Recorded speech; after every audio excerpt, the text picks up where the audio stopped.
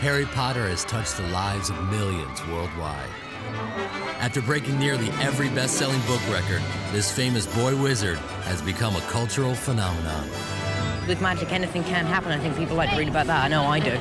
I was one of the biggest Harry Potter fans ever.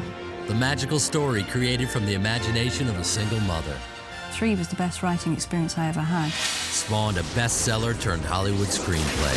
Quidditch. Oh, that is so cool. I wish I thought of that. And from literally thousands of hopefuls, They chose me, which was amazing. 3 young actors have come to embody the characters of Harry Potter we all know so well. No, this is all a dream. Pinch me. The result? Nearly $2 billion at the box office. And that's just the first 2 films. Now it's time for the next chapter in this page-to-screen phenomenon. I am so overwhelmed. Yeah, it's gonna be cool. It's amazing. It's so brilliant that everyone's come out. I just can't believe it. Harry Potter and the Prisoner of Azkaban will undoubtedly rival the success of its predecessors, adding new depth to familiar themes with a chilling new approach. The first one is incredibly intense emotionally. It's a lot darker. It's just another progression. Really got goosebumps when I saw a couple of those things.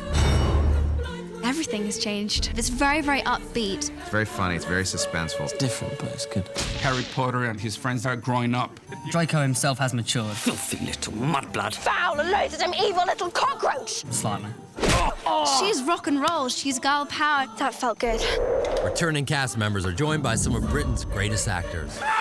Welcome to another year at Hogwarts. I feel as I've been in it for years. Magical new creatures, and a fresh new direction. It's Alfonso's version of my world. It's his baby. He's got this boundless energy. I don't know where he gets it from. They were willing to explore emotional territories that they hadn't explored before. Join us as we explore the captivating world of Harry Potter, where we go behind the scenes with rare footage and stories from all 3 films. I think all are, to some extent, a story about a boy looking for a father. And preview an exclusive scene from the new movie, Harry Potter and the Prisoner of Azkaban. It really is magic. Expecto Patronum! It's all part of Harry's wonderful world of witchcraft and wizardry.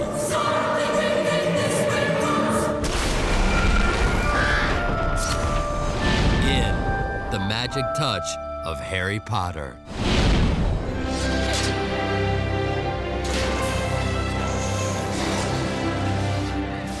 Harry Potter has captured the imagination of moviegoers the world over. Set up this bar where we want to just consistently, hopefully top ourselves and make better films. Today, the phenomenon of this formidable franchise includes 5 published books with 2 more on the way, 2 blockbuster films, the premiere of a 3rd movie, and a 4th film already in production.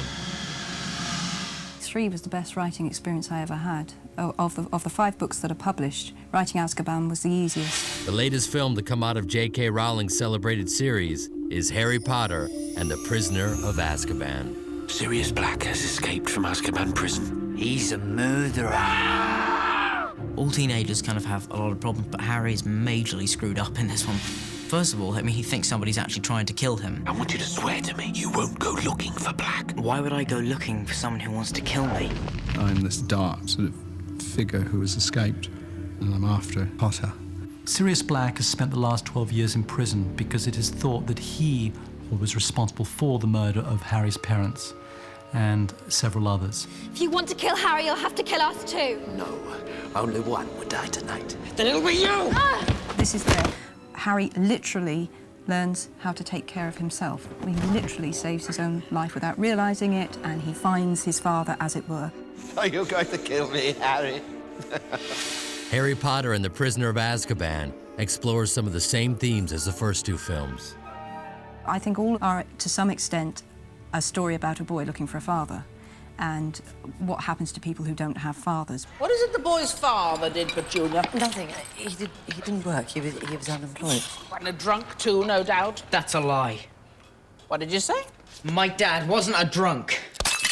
In 1990, J.K. Rowling was a struggling single mother living in Scotland who sat in coffee shops and spun a fantastical story about an orphan boy who discovers he's a wizard. At the time, she had no notion of the magic she was brewing. Harry Potter and the Sorcerer's Stone eventually transformed Rowling into the most successful scribe of children's literature of all time, and Hollywood came calling. By the fall of 1998, the former French teacher collaborated with Warner Brothers Pictures to bring Harry Potter to life on the big screen. When I first met Jo, I made a promise to her that we would be faithful to the book. Knight to e5. That's wizard's chess. With the challenge to live up to the material, the film's producers set out to hire a director with the right magic for the mix. We met with several directors, and one of whom was Chris Columbus. I had the opportunity to essentially go in and audition for the role. I mean, there were a lot of directors who were interviewed. I just felt like it didn't matter to me. I knew I wanted to do this movie. I knew I was meant to do this movie. And action! I was willing to do anything. If they wanted me to sing and dance, I would have tried that, if it meant that I had the opportunity to direct the movie. I'll say 1, 2, 3, and action. The food appears. Set! After meeting these people and hearing what they had to say and their passion for the material, there was no question in our mind that Chris was the right person for the job. Big reaction. That's almost lunchtime for you guys, yeah. Quiet, please. My feeling was to work with Jo Rowling as much as possible to understand sort of what she saw in this world. You're a wizard, Harry. I'm a what? Wow. He was just very clearly the right director. He understood the material. He got it. Chris Columbus, who had made his mark directing Home Alone and Mrs. Doubtfire, was hired in the spring of 2000. Then the hunt began for the perfect Harry Potter. Finally, your chance to become a movie star. The makers of the new Harry Potter film are looking for children to play the 3 main roles in the multi-million-pound film. By July, they auditioned over 16,000 kids, but they still did not have their Harry. Steve Clovis and I walked into the theatre and there was this boy, and so I was struck by him, and all through the play I could barely pay attention. I realized that this boy had something very special, had the quality that we were looking for. The twist was, he was not discovered on stage, but was just another member in the audience. Not long after, 11-year-old Daniel Radcliffe was called in for an audition. We sent a tape up to Jo Rowling to get her approval. She felt that Dan was the perfect Harry. She said something like, I feel like I've been reunited with my long-lost son. There must have been hundreds of millions of people that auditioned, and they chose me, which was amazing.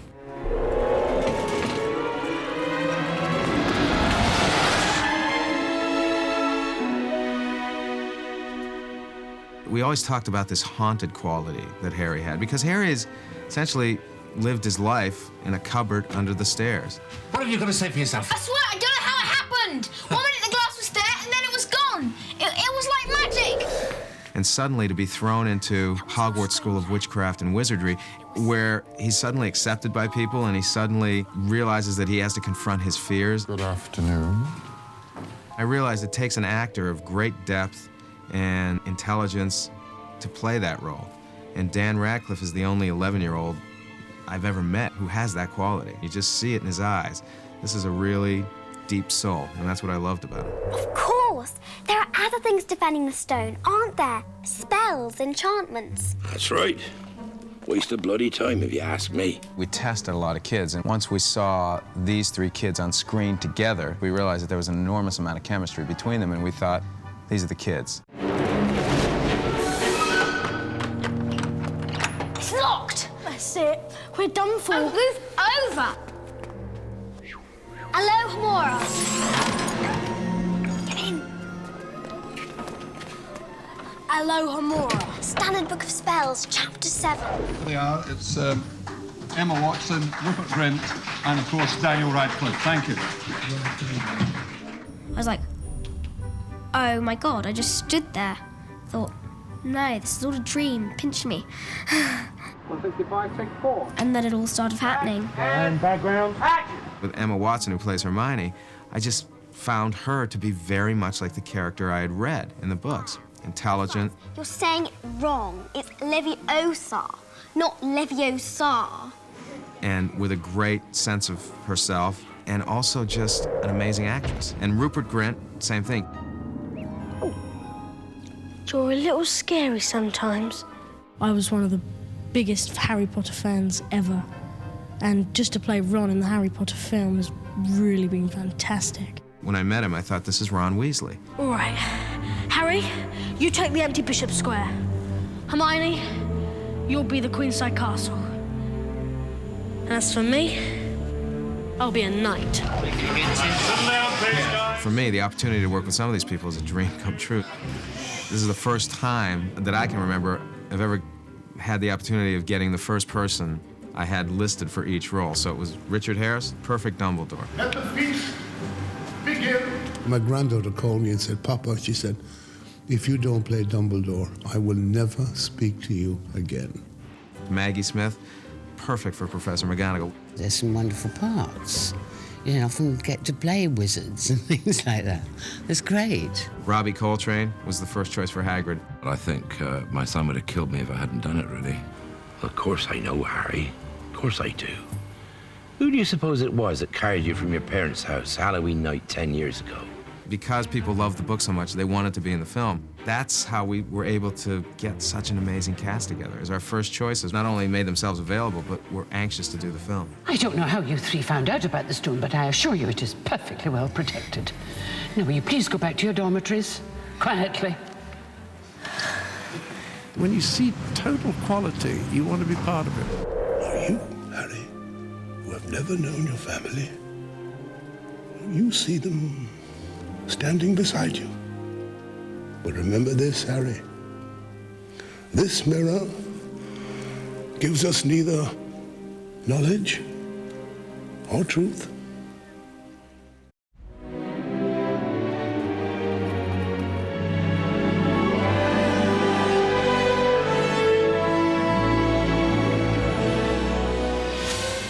The popularity of Harry Potter continues to grow around the world. The first two films in the franchise have been seen in more than 60 countries. And in 2001, the Isle of Man honored the sensational series by issuing legal tender in the form of gold and silver coins. Her Majesty on one side and Harry Potter on the other. I present Joe Rowling. The phenomenon of Harry Potter has translated into immense success for J.K. Rowling. She's become one of the wealthiest women in the world. Today, her worth is estimated to be more than the Queen of England. And it all began with the fairy tale story of Harry Potter and the Sorcerer's Stone. Hagrid, we know he's after the stone, we just don't know why. Snape is one of the teachers protecting the stone. He's not about to steal it. What? You heard.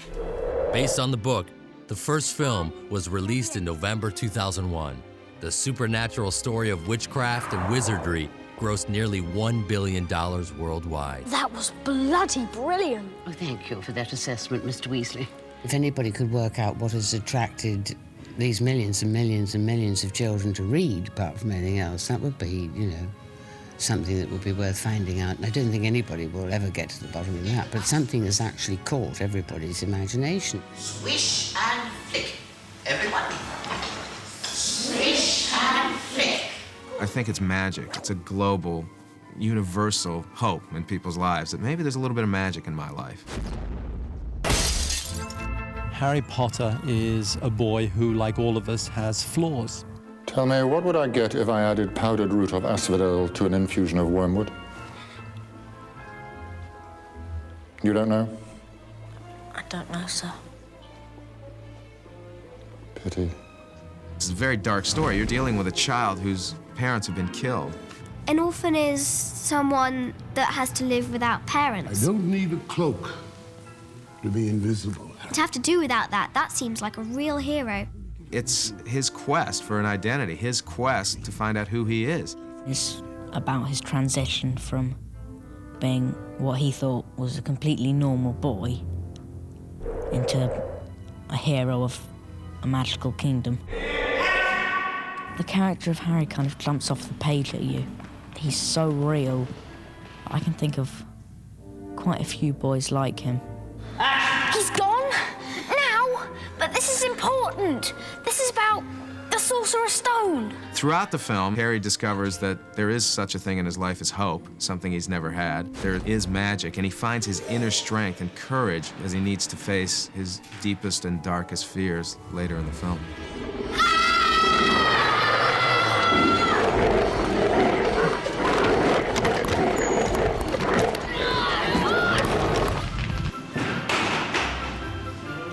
Nearly 1,000 crew members worked more than 6 months shooting the first film. It's magical, but it's also a fantastic demonstration of people's skill. And the great joy of filmmaking, of course, is that it's not a solitary activity. It's a huge team of people. Harry Potter. Can't tell you how pleased I am to meet you. The people that work towards making this happen are all very, very, very, very, very, very good at what they do. Fascinating subject. Not that you need it, eh, Potter? My goal was to be as true to the integrity of the material, and I felt that the only way to do that was to remain faithful to the book. Your father left this in my possession before he died. It is time it was returned to you. Use it well. The creative crew consulted author J.K. Rowling during the production. She was this fantastic resource in helping us deepen the world and be true to the world that she'd created. Some kind of cloak. Well, let's see then. Put it on. Whoa! My body's gone!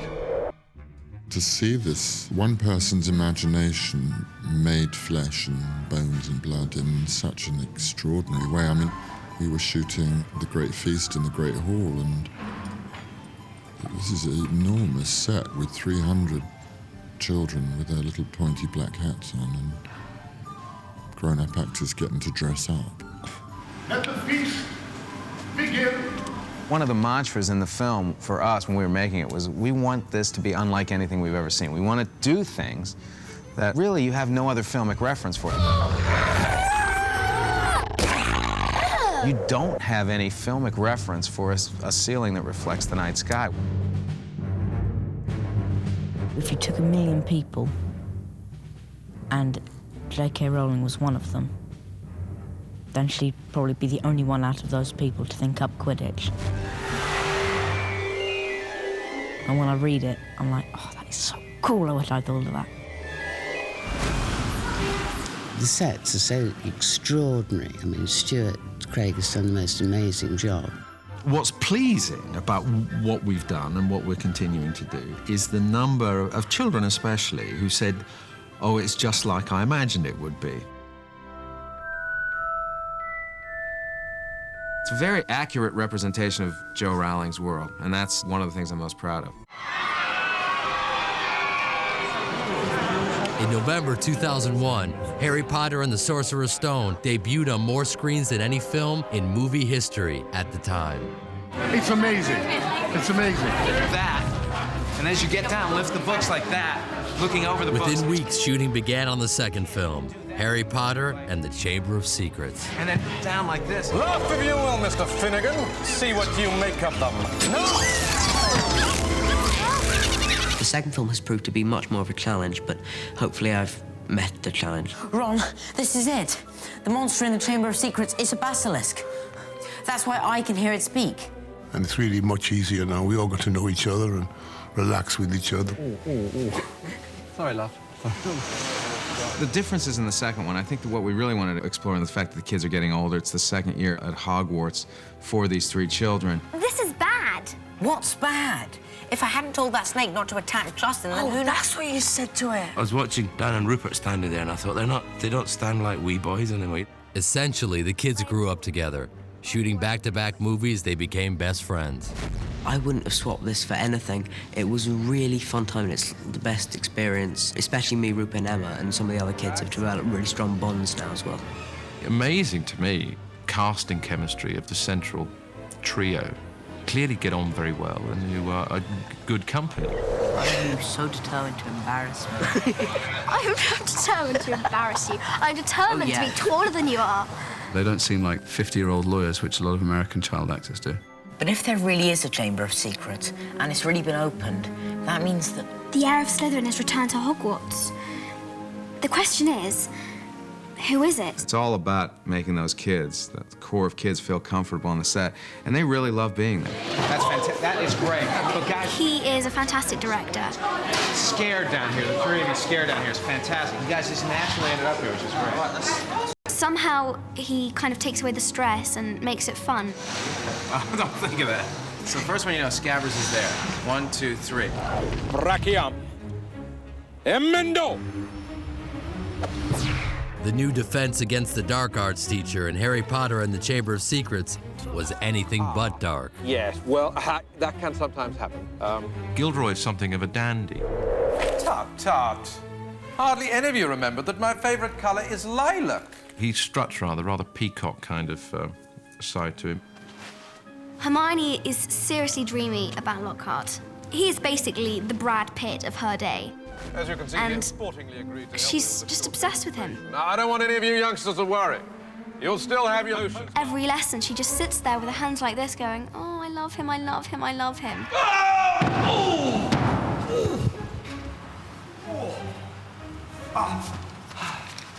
Well, there you have it.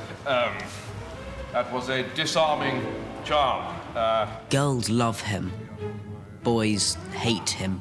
They're just embarrassed by him. He's cringeworthy. He's... Ugh. Thank you, Miss Clearwater. Yes, an excellent idea to show them that, Professor. But if you don't mind me saying so, it was pretty obvious what you were about to do. He pretends to be brave and strong, and he pretends to be a gracious person, but in reality, he's not any of those things. He's a complete and utter phony. It's a burden to be Gilderoy Lockhart, but it has to be done.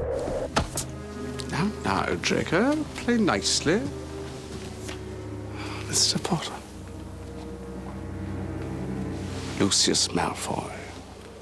We meet at last. Jason Isaac's character is Lucius Malfoy.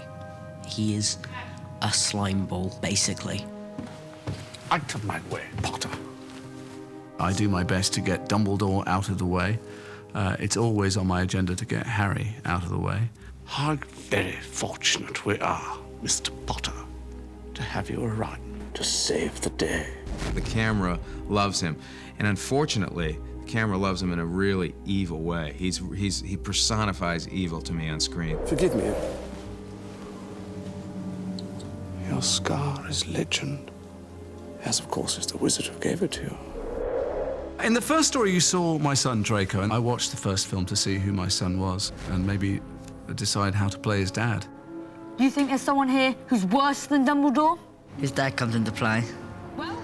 So he gets a lot worse, and poor old Harry seems to take the blow. Good one, girl. You're absolutely right. Saint Potter. My main aim in this film has been to be booed and hissed and hated as much as possible. Come, Dobby. We're leaving. Even scarier than some of the characters were the strange new creatures lurking about Hogwarts. Let's go! Well, I was a bit jumpy about that scene because I'm really scared of spiders. Fast! So I didn't know really what to expect. Grab, you grab it. You can grab it harder than that. Fight him, right? Right? Then he'll say, move to your right. No, your other right. And then he's zapped. 3, 2, fight! Giant spiders were only part of the brew that made for a much creepier film. Well, the book's a little darker, and the script's darker. Do you know? Harry himself finds out he may be the link to the mystery inside the Chamber of Secrets. Chamber of Secrets. He's actually a suspect in terms of being the heir of Slytherin, the person who's causing the potential deaths of a lot of people around the school. It's got a lot more emotional depth, especially to Harry's character. It's a lot scarier, a lot darker, a lot creepier. It was also exciting to make a slightly more of an action-adventure film this time around, which is really exciting to me. It appeals to the 10-year-old boy inside of me.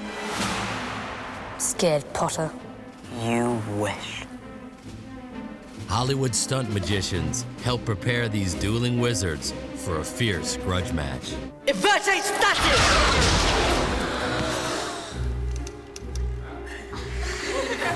I like doing stunts as long as there's not too much chance of death and pain involved. Invictus Emperor!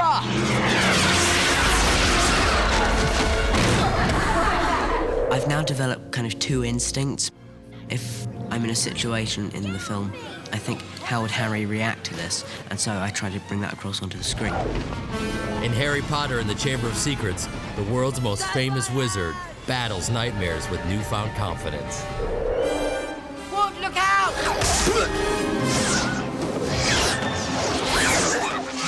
It's a lot of fun. I am so lucky.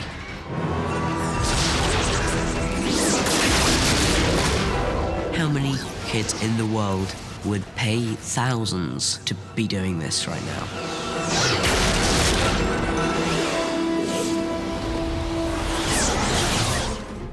Can't be there yet.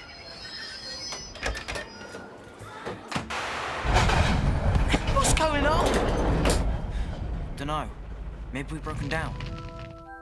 For the last 4 years, tourism has skyrocketed in the United Kingdom, thanks in large part to the magical adventures of a wizard named Harry Potter. This is where they use the backdrop for the scenes where Harry goes into the trophy room. Scores of fans come to visit Harry Potter film locations, from southern England to the Highlands of Scotland, where filming took place on the new movie, Harry Potter and the Prisoner of Azkaban. Set and action!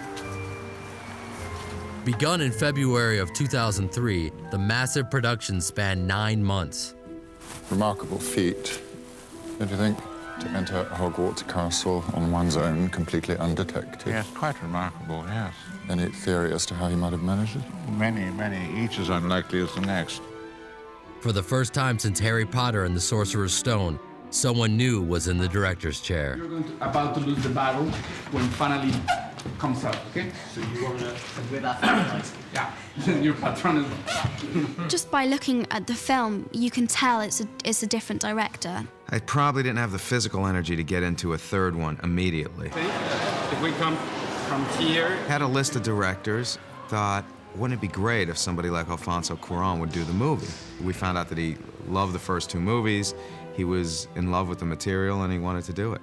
Chris Columbus remained on board as producer, and they made the interesting choice of bringing on Mexican director Alfonso Cuarón, who made the art house hit Y Tu Mama Tambien. This universe of Hogwarts was really well put together by the 2 previous movies. Yeah. The part of wisdom, but at the same time, the eccentricity. He was very respectful of the world that Chris Columbus had created. He's turning that direction. And yet, we felt it was important that he be allowed to make it his own. All the kids are going to be stopped there, and obviously they will let Filch and Dumbledore go through. What made the whole thing different was just the approach to that universe. It's going to be very good. We expanded the universe of Hogwarts, but we tried to be organic to the universe already established in the first 2 films. Really took, I have to say, Alfonso's eye, I think, to really come in and tie the stuff together. He's like Christopher. He's got this boundless energy. There must be some extra gene in directors of this kind of film because it's absolutely endless. It looks good when you... Okay, move that, please. And now do the sound. Do the sound. Move this. Okay. What drew me to Alfonso was he embodied or had shown many of the qualities that I thought were appropriate for this particular film, for The Prisoner of Azkaban. I want to try to tell the movie with a style where it was as fluid as possible. As if the camera comes, say, okay, give me your hand, and the camera just takes you through the whole ride. Alfonso has had very good intuition about what would and wouldn't work. He's put a lot of humour in there, and I think it's fantastic. What do you mean? Look at the blink. There you go. Everything that I've learned with Chris Columbus, I'm now getting a chance to put into practice with a new director. I was the luckiest guy because I got these 3 kids that they've done already 2 Harry Potters. He came with a lot of new ideas. I asked them to please write an essay in which they were going to write in first person their bio till the moment in which the movie starts, but from the standpoint of the characters. He was very trusting. He wanted us to put a lot of ourselves and our thoughts into the characters. It's the happiest I've ever felt. But it's complicated. Is it strong? Me and Harry, we're the same age practically at the same time. I think we're experiencing a lot of the same feelings at the same time, and so I think I can associate with them, really. Shall we? One at the ready. Each film has challenged me because I'm going to unknown territory, basically. Rises 1, 2, 3, 4, 5, 6, 7. Expecto Patronum! It was so clear how suited these kids are to play their characters. Please, sir. An animagus is a wizard who elects to turn into an animal. A werewolf has no choice. Oh! She's taken it for 3 years, and suddenly, it's like it's uncontrollable. Look who's here. Ah, come to see the show. She's rock and roll. She's girl power. Foul and loathsome evil little cockroach! Hermione, no! He's not worth it. And instead of, you know, keep walking, just ignore him. That's it. Smack! That felt good.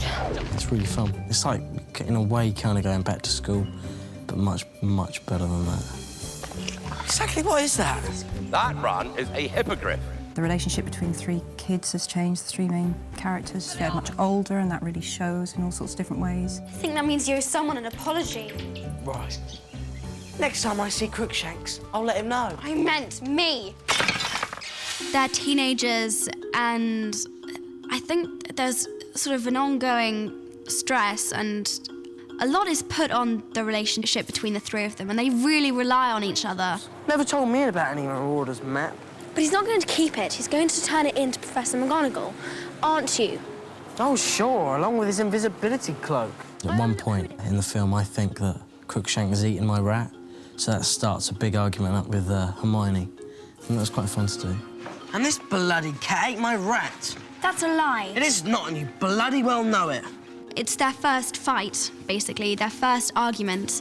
They're just doing it because there's always this threat that they might actually like each other, and they don't like that at all. You realize that you're in a different world now. These aren't kids anymore. There's a lot of angst in there now. I think in the first 2 films he was slightly nervous about actually really making a stand towards the Dursleys, but in this film there's a major stand towards the Dursleys. I just pack up and leave of my own accord. I basically run away from their home. That's pretty powerful. You know, the fact that he's taking a stand and he's walking away from this nonsense. I'm picked up by the night bus. Basically, the night bus is this bus which is a purple triple-decker bus. It's actually quite funny as well. Little old lady at 12 o'clock! Tried to do is to detect the theme of the film. That was about this kid finding his identity. Is learning that both the fears and the power to fight them reside within.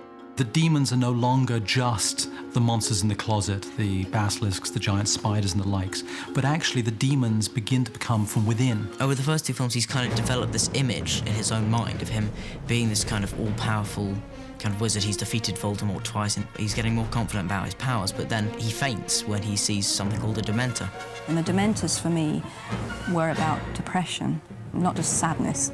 And I think Alfonso's really done a great job on that.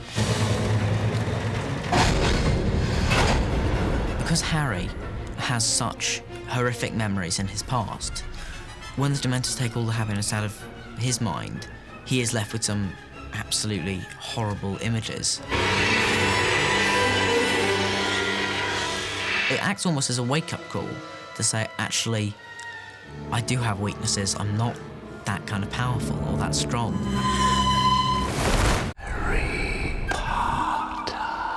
Harry Potter and the Prisoner of Azkaban is the 3rd in the successful film series and promises to be the most engaging yet. Hey guys, why the long faces? I think visually it's going to be very exciting.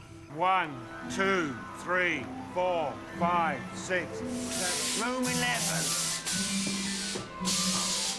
It's quite fascinating because the magic never kind of goes. I mean, I remember walking into this great hall the first time and just not believing it. It was just so amazing. And it still has that effect on one when it's all going, when the candles are moving up and down. It's a magic place to be. At the request of the Ministry of Magic, Hogwarts will, until further notice, play host to the Dementors of Azkaban, until such a time as Sirius Black is captured. Sadly, before filming could commence on the 3rd film, a main member of the wizard family would no longer be with them.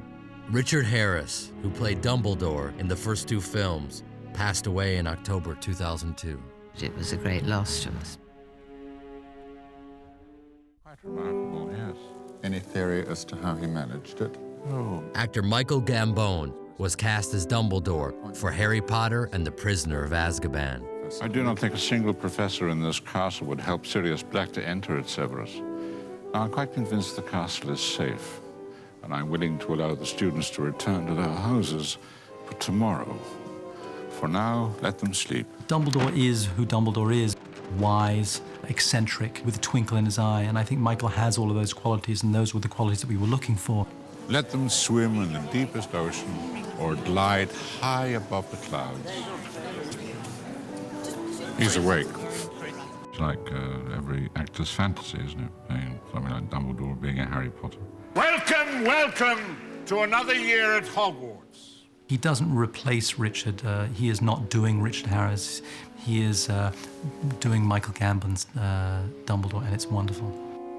Now, I have a few things to say before we all become befuddled by our excellent feast. What I like about Michael's performance in the film is that he hasn't even tried to fill Richard's shoes, because that would be pointless, because Richard was completely unique. At this point, you know, we add the thing as happiness can be found even in the darkest times if one only remembers to turn on the light. And then, I think that's everything of importance. Let's begin the feast. That is very good. Our approach of Dumbledore is a little, just slightly different than before. A little bit more mischievous, almost like an old hippie, a hippie chic. At the same time, we didn't want to alienate the people who grew with the first two films of Harry Potter with Richard Harris, so we didn't want to really make a drastic change there. It's been wonderful. You know, I feel as though I've been in it for years. Joining the cast of characters haunting the halls of Hogwarts are Gary Oldman, David Thewlis, and Emma Thompson. Together we shall cast ourselves into the future. This is a stunning cast this time, and they're so good, all those guys. Ridiculous! Professor Lupin is the new Defence Against the Dark Arts teacher. The kids are very fond of Lupin. I think he's described as their favourite teacher they've had in the school, which wouldn't be difficult because there's quite a few not so nice teachers in the school. You're more like them than you know, Harry. In time, you'll come to see just how much.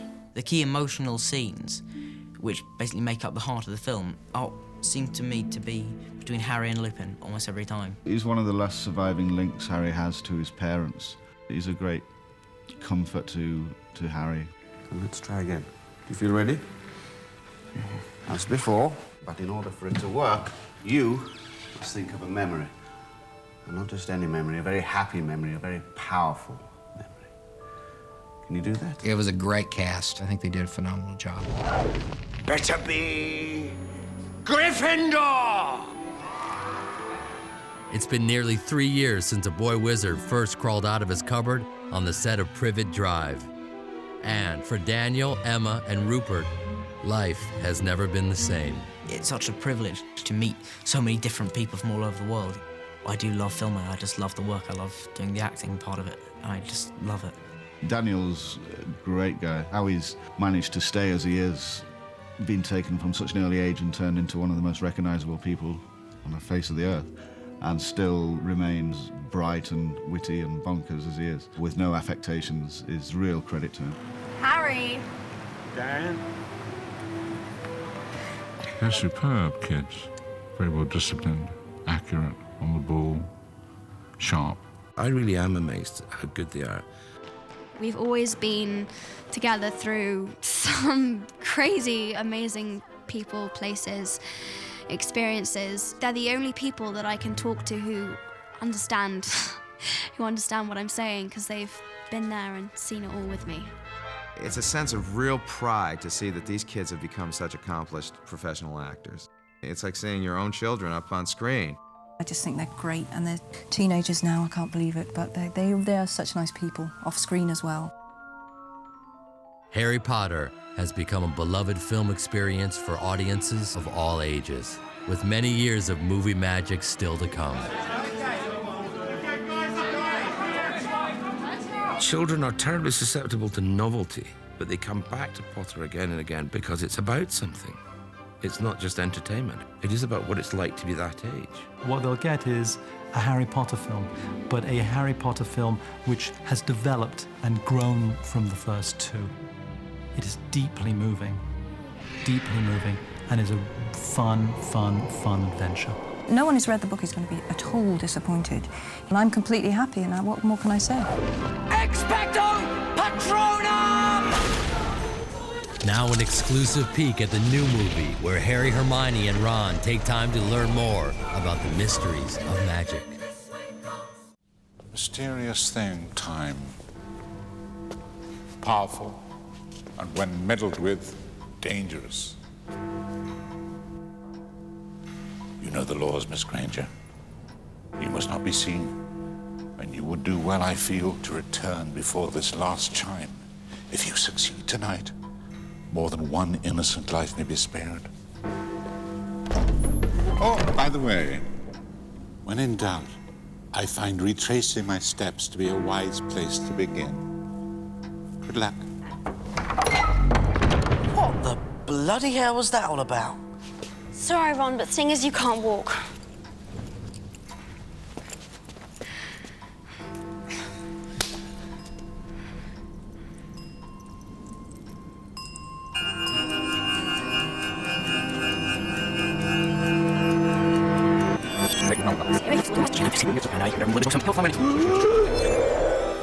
Harry's story is not over. As life at Hogwarts continues, who knows what magic and mysteries are yet to come.